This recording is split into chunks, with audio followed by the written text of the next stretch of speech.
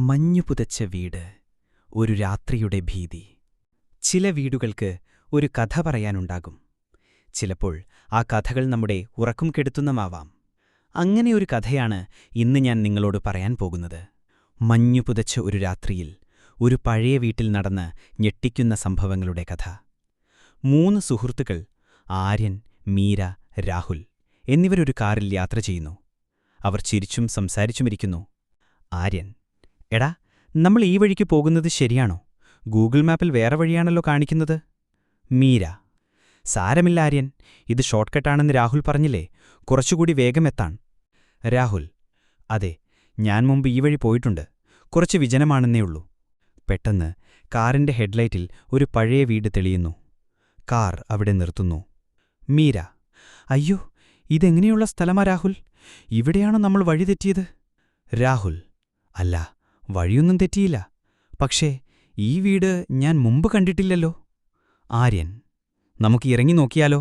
ഒരു സാഹസിക യാത്രയല്ലേ? മീരയ്ക്ക് പേടിയുണ്ടായിരുന്നെങ്കിലും ആര്യന്റെയും രാഹുലിന്റെയും നിർബന്ധത്തിന് വഴങ്ങി അവർ കാറിൽ നിന്നിറങ്ങി. വീടിന്റെ അടുത്തേക്ക് നടക്കുന്നു. വീടിന്റെ വാതിൽ തുറന്നു കിടക്കുന്നു. ഉള്ളിലിരുട്ടാണ്. മീര: എനിക്കെന്തോ പേടിയാകുന്നു, നമുക്ക് തിരിച്ചുപോയാലോ? ആര്യൻ: എന്താ മീര ഇത്? വെറുമൊരു പഴയ വീടല്ലേ, വാ അകത്തേക്ക് കയറി നോക്കാം. അവർ പതുക്കെ വീടിന്റെ അകത്തേക്ക് കയറുന്നു. പൊടിപിടിച്ച ഫർണിച്ചറുകൾ, പഴകിയ ചിത്രങ്ങൾ. പെട്ടെന്നൊരു വാതിൽ ശബ്ദമാക്കി അടയുന്നു. രാഹുൽ: ആരാണത്? കാറ്റടിച്ചതാണോ? അവർ പരസ്പരം നോക്കുന്നു. ഭയം അവരുടെ മുഖങ്ങളിൽ നിറയുന്നു. മീര: നമുക്ക് പോകാം, എനിക്ക് പേടിയാകുന്നു. അവർ തിരിയാൻ തുടങ്ങുമ്പോൾ മുകളിലത്തെ നിലയിൽ നിന്ന് ഒരു പാട്ട് കേൾക്കുന്നു, ഒരു താരാട്ടുപാട്ട്. ആര്യൻ: ആരാണ് പാടുന്നത്? ഇവിടെ ആരെങ്കിലും ഉണ്ടോ? രാഹുൽ ധൈര്യപൂർവ്വം മുകളിലേക്ക് നടക്കുന്നു. ആര്യനും മീരയും അവനെ പിന്തുടരുന്നു. മുകളിലത്തെ നിലയിൽ ഒരു മുറിയിൽ നിന്ന് വെളിച്ചം കാണാം. അവർ ആ മുറിയിലേക്ക് എത്തിനോക്കുന്നു. ഒരു തൊട്ടിൽ. അതിലൊരു കുഞ്ഞു കിടക്കുന്നതായി തോന്നുന്നു. തൊട്ടിലിനടുത്ത് ഒരു സ്ത്രീയുടെ രൂപം നിൽക്കുന്നു. അവൾ പാട്ട് നിർത്തുന്നു. പതിയെ അവൾ തിരിയുന്നു. അവളുടെ മുഖം കണ്ടതും മീര നിലവിളിക്കുന്നു. അവളുടെ കണ്ണുകൾ ശൂന്യമാണ്. മുഖത്ത് ഭീകരമായൊരു ഭാവം. പ്രേതം അതിഭീകരമായ ശബ്ദത്തിൽ: എന്റെ കുഞ്ഞിനെ തൊടരുത്. പ്രേതം അവരെ ലക്ഷ്യമാക്കി നീങ്ങുന്നു. അവർ പേടിച്ചു പുറത്തേക്ക് ഓടുന്നു. പടികളിറങ്ങുമ്പോൾ ആര്യൻ കാൽത്തെറ്റി വീഴുന്നു. രാഹുൽ: രാഹുൽ, വേഗം വാ. പ്രേതം അവരുടെ പിന്നാലെയുണ്ട്. അവർ വീടിന്റെ പ്രധാന വാതിലിനടുത്തെത്തുമ്പോൾ അത് അടഞ്ഞുകിടക്കുന്നു. അവരത് തുറക്കാൻ ശ്രമിക്കുന്നു.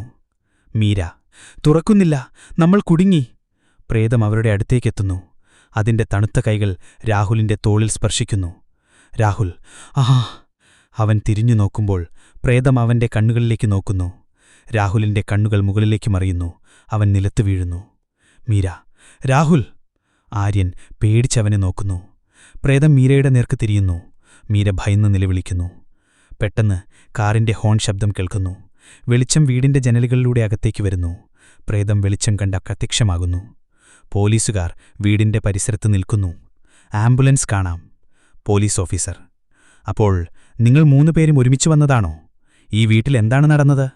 ആര്യനും മീരയും വിറച്ചുകൊണ്ട് നടന്ന സംഭവങ്ങൾ പോലീസുകാരോട് പറയുന്നു.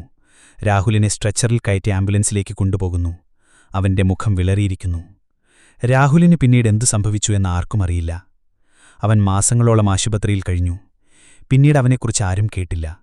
ആ വീട് ഇപ്പോഴും അവിടെയുണ്ട്, മഞ്ഞുപുതച്ച് അതിന്റെ ഭീകരമായ രഹസ്യങ്ങൾ കാത്ത്. നിങ്ങൾ ആ വഴിക്ക് പോകുകയാണെങ്കിൽ ഒരു കാര്യം ഓർക്കുക: ചില വാതിലുകൾ തുറന്നാൽ നിങ്ങൾക്ക് പിന്നീട് അടയ്ക്കാൻ കഴിഞ്ഞുവെന്ന് വരില്ല. വീടിന്റെ പുറത്തുനിന്നുള്ള ദൃശ്യം. മഞ്ഞു വീണ്ടും വീടിനെ മൂടുന്നു. ഭീകരമായ സംഗീതമുയരുന്നു.